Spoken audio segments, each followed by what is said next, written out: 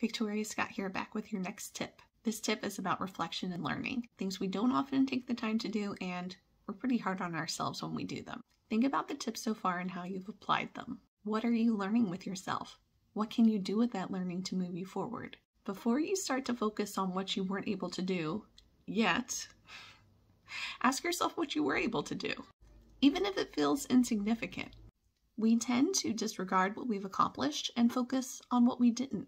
When we do that, we miss an opportunity to apply learning, build on success, and keep the momentum moving forward. Maybe you're starting to feel more in control of your time. Maybe you learned to get a lot done, but you had some unrealistic expectations on yourself. Maybe you're delegating more or not taking on as much. What actions can you take to further support yourself with that learning? Now we can focus on what you want to change, what you haven't been able to do yet. Maybe you're learning that you do have plenty of time, but you don't use it as well as you could. Maybe you spend 2 hours a day scrolling social media or binge watching videos. Maybe you do those things instead of what you should do, and you could get a lot more done if you didn't. I have good news. You're human, and you're not alone. Who hasn't felt overwhelmed by the to-do list and turned to scrolling or binge watching or something else to disconnect, to zone out, to get a break? When we're stressed, we tell ourselves stories about how we're not good enough, how everyone has it figured out except us, and how hard the task will be.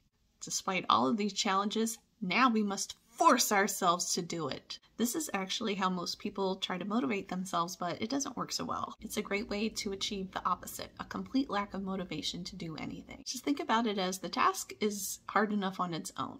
Each negative thought, each comparison to someone else, each feeling of stress, of overwhelm, of worry, of anxiety, of inadequacy, it just makes that task exponentially harder. So who wouldn't want to take a break from feeling that way? Who would feel motivated to move forward? Who wouldn't turn to scrolling or binge watching instead? The solution is easy to say and it's harder to do. It's to stop beating yourself up. Try to understand yourself better, see what you're learning about yourself, and see how you can apply that learning in a way that will move you forward. When I asked you what you were learning about yourself, maybe something not really nice popped into your head. Maybe it was something like, I learned I'm a lost cause. I learned this is hopeless. I learned I'm lazy. Think about how you feel when you talk to yourself like that. Think about how much harder it just became to do anything.